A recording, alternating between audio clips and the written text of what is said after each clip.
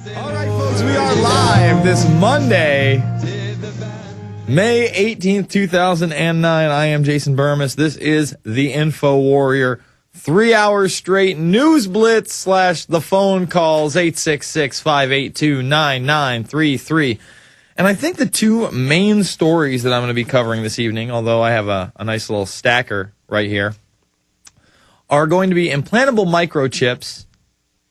Yeah, I know, it's a subject everybody loves. It makes me feel warm and fuzzy on the inside as well. And this Benazir Bhutto story, I had heard something earlier today or over the weekend, I think it was, that the foreign press was saying that the Cheney hit squads, the CIA hit squads that Seymour Hersh was talking about, had ordered the death of Benazir Bhutto. Now, I took that with a grain of salt. I did not realize that the source of this news story was Hersh himself. Now, I'm thinking to myself, well, that's actually a very good source. And we need to talk about that in depth because there's a whole implication in what she said and what Hersh said she got killed for. Hersh said that Bhutto, who, if you guys don't know, was going around, looked like she was going to be maybe the next president of Pakistan. And remember, this is a long-time globalist. She's been around for a while. But she starts telling a little bit of truth. Apparently, I was very, very hesitant to ever really talk about this in depth because I didn't know, whether she was spewing disinformation purposely or she knew something other people didn't know.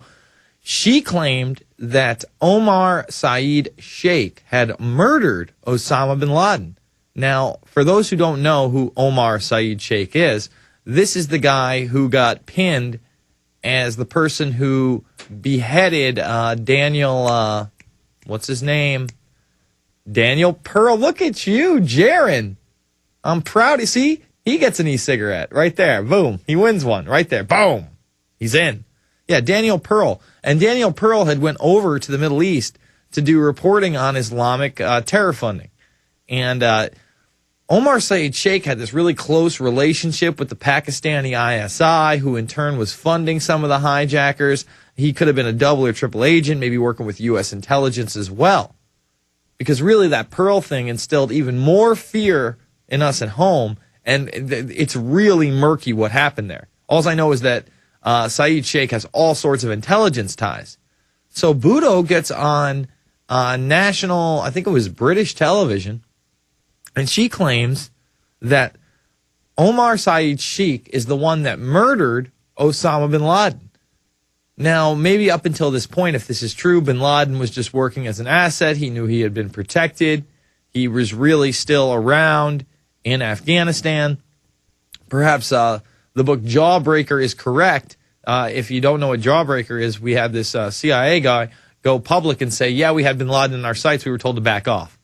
We weren't allowed to take him out.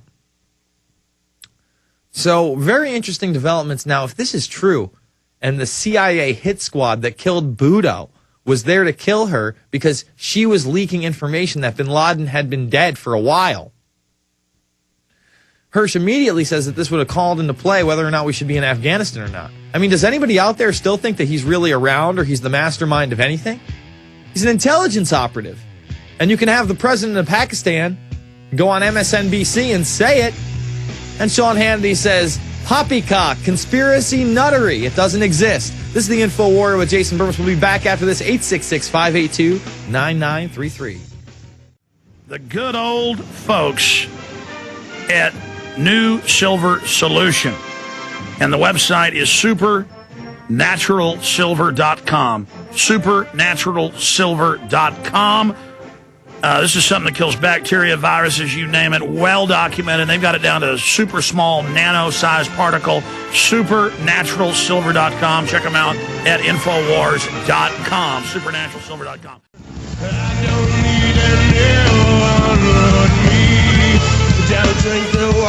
All right, folks, we are back. And I don't want to forget about this paramilitary, Nazi youth force that's out there. I posted it over the weekend. We did a story about it on InfoWars on Sunday.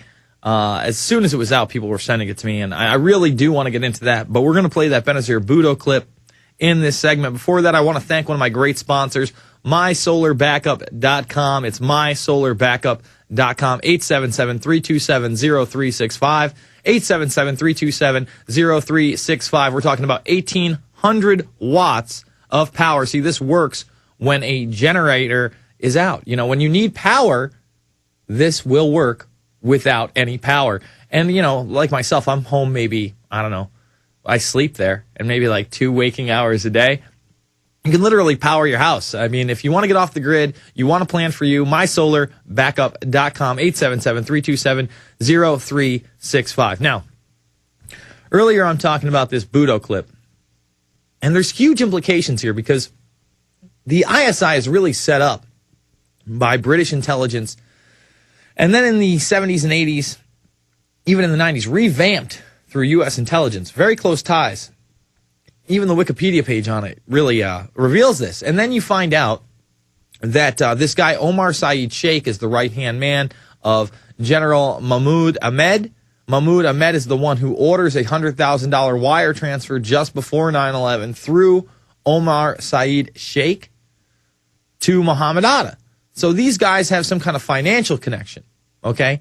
Remember, the Pakistani ISI is probably like another proxy network to recruit Islamic militants and then use them in the Middle East, and then on top of that, bring them into the United States, such as was happening in Jeddah, Saudi Arabia, where they were funneling in Islamic militants in this same program through their asset, Osama bin Laden. And bin Laden probably still thought he was an asset at this point because they hadn't killed him.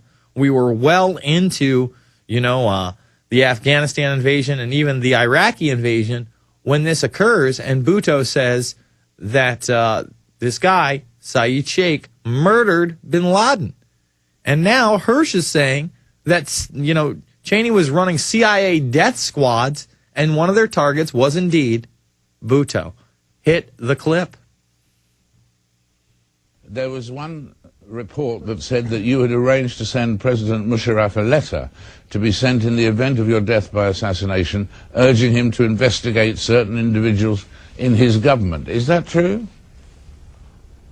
Yes, it is true that I wrote to General Musharraf. I received information from General Musharraf that a friendly country had passed on to them the information that I could be attacked by a gang from the Afghan warlord Baitullah Masood, or by Hamza bin Laden, the son of Osama bin Laden, or by the Pakistani Taliban in Islamabad, or by a group in Karachi. So I sent back a letter saying that while these groups may be used, I thought it was more important to go after the people who supported them, who organized them, who could possibly be the financiers or the organizers of the finance for those groups. And I named 3 individuals who I thought were their sympathizers. Now I understand that I could be wrong and my suspicions could be misplaced, but these are the people that I suspect want to stop the restoration of democracy.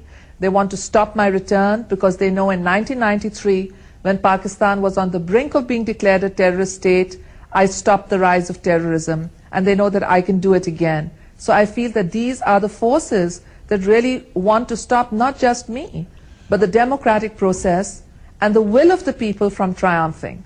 And in terms of these 3 people that you mentioned, were they members of or associated with the government? Yes, well, one of them is a very key figure in security. He's a former military officer. He is someone that has had dealings with Jaish-e-Mohammed, one of the banned groups, with Maulana Azhar, who was in an Indian jail for decapitating 3 British tourists and 3 American tourists.